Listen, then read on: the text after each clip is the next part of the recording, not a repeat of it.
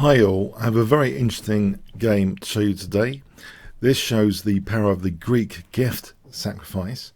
At bullet speeds, Lion Ted, a Grandmaster, was playing white against Opperwezen. The time control is an outrageous bullet time control, 1 minute each. So this is in the Lichess Titles Arena, July this year, 2020. So it started off with b3, so Nimzovich Larsen, popular at this time control. It's something which I favour quite a lot. We have Opperwezen playing e5 here, bishop b2, knight c6, and now knight f3, provoking the black pawn forward. And Opperwezen does actually play that. He plays the pawn forward. It's prone to potential undermining later, though. It could be a tactical target or a strategic target with f3 or d3 later. We see knight f6. And now fixing that pawn on e4 with e3, d5, and now c4, undermining black's centre. Opperwezen plays a very theoretical approach, actually. This move has been seen in long time control games to take on d4.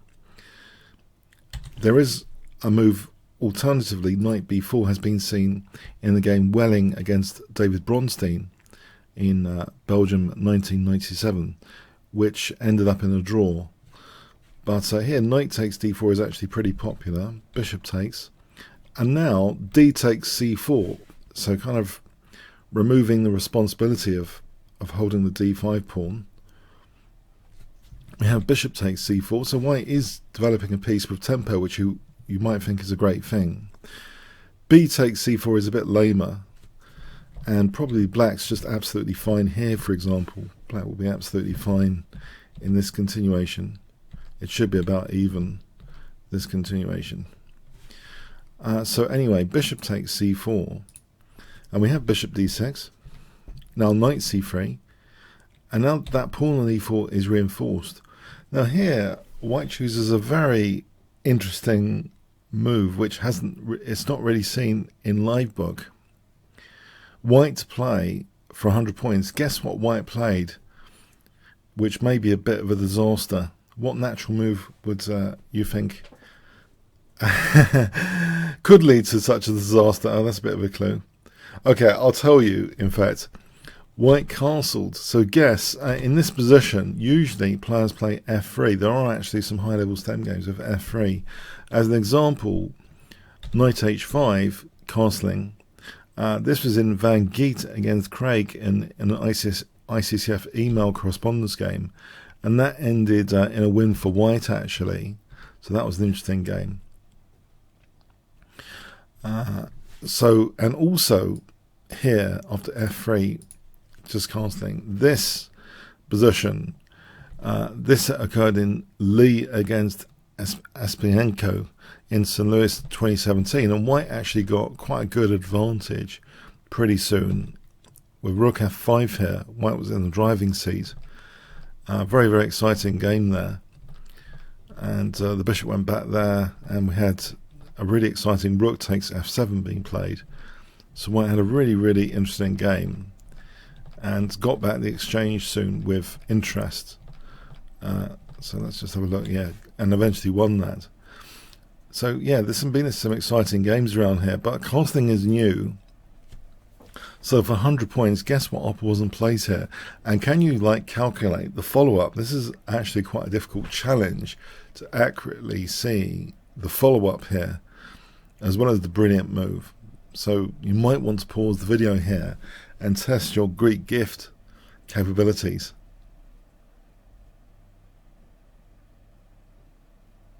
That's a bit of a clue as well. Yeah, the Greek gift is bishop takes h2, but it's the follow-up here which is important. So king takes h2. Otherwise, yeah, it's just brilliant for black. Knight g4 check. Now the key thing is the king comes out to prevent black jumping into h4. The king's actually protecting h4 here. If the king had gone back, we can see that this is really, really tricky after queen h4.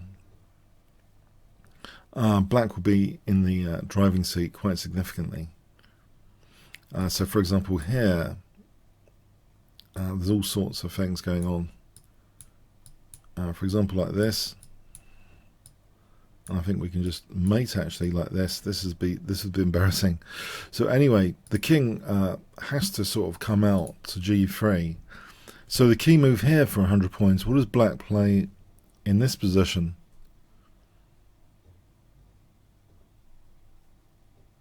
Okay, h5, trying to get, if the king ever goes back to h3, then knight's, taking on either f2 or e3 will win the queen sometimes. We have the move f3. Now h4 check. So here the king goes to f4. It's clear that, if it doesn't, then knight takes e3, discover check will win the queen, for example, or worse. A lot of things are bad about that. So here, after h4, we have king f4. But here, it's actually, I think, quite easy to go wrong with black here, to be a bit overexcited by the Greek gift and its potential. So guess what black played here, which is one of the very best moves in the position. So black to play here, really testing your Greek gift capabilities now. What would you play here? What's the most accurate way to play this?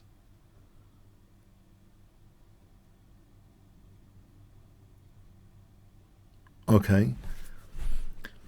It's actually, yes, I'm checking with engines, queen d6. This is the best move by far.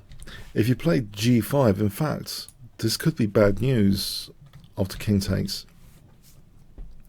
It's not entirely clear what the follow-up is. For example, like this, the king's just going to d3 here, shielded by the bishop. White's going to be very good there. So that was that move 14. So queen d6 is a key move, giving up the bishop. If, rook h5, then maybe black's doing okay, actually. But it's not entirely, there's a lot of mileage left in the position. For example, like this, it's all really a bit weird. And, it's not as great as what is played, which is a super move. So we'll go back. So queen d6 check, just offering that bishop. It's really super duper. We have, not too many choices. King takes. We have now, what's the point here, you might think, of this? This really creates what I'd call killer common squares, this next move. So for 100 points here, what would you play in this position? Again, really testing your Greek gift follow-ups, which is a really super skill to have on faster time control. So black to play here, what's like the most accurate move?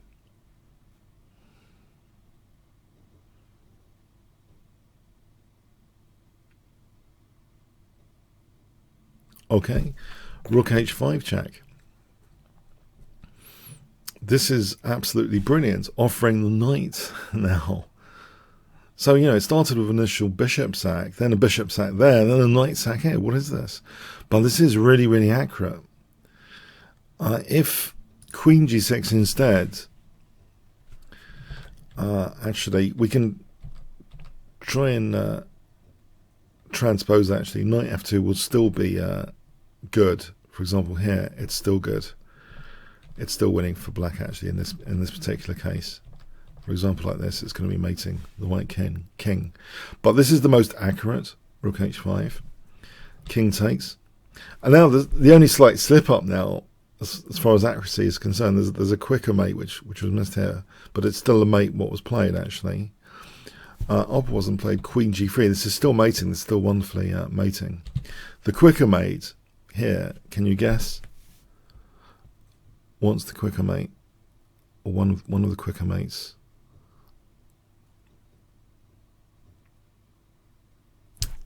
Okay, it's actually, instead of queen g3, queen g6 creates a killer common square on either g3 or f5. So if king h3, queen g3 is checkmate, using that pawn. If here, then queen f5 is checkmate. So yeah, this is really, but rook, queen g3 is also strong though. So this is really good, but queen g3 is also good. With the idea of just mating now with this rook, which hasn't been doing anything, Black just castles queenside. This is the punchline. So rook h8 is difficult to stop. The escape squares have been cut off. The king's stranded, disconnected from the rest of the army. White resigned here. If white plays bishop takes g7, it does for a moment control h8. Black simply takes there, and this killer threat of rook h8. White can throw in a spike check, but now whatever. Rook h8 checkmate. So I thought that was a marvellous Greek gift game which helped secure second place by Opperwezen. I know these are a far cry from high-level engine games, with hundreds of moves. I thought it makes a nice contrast for the channel, this bit of... but it also is a very practical skill if we go back to rewind. So giving up one bishop, then kind of giving up another, and then giving up the knight. Who would have thought? It's like a three-piece sacrifice, but it's really so accurately played, really showing the power of the Greek gift that all you really need sometimes is just the queen and rook at the end of it. And this could have been the final position, but yeah, white resigned here just to take you back to the final position. So again, congratulations to Opperwezen. I'm still checking out his amazing games in this tournament, but yeah, it's really high levels of accuracy, punishing white, not letting that opportunity slip for that amazing Greek gift. I hope you enjoyed it as much as me. Comments, questions, like, shares, subscribes with the notification bell, always appreciated. If you want to challenge me on turnstile chess, a far cry from Bullet, there's bit.ly/chessworld or Kingscrusher TV. 5 days a move, very casual. So if you just register that, I'll be able to invite you for a game. Okay, thanks very much.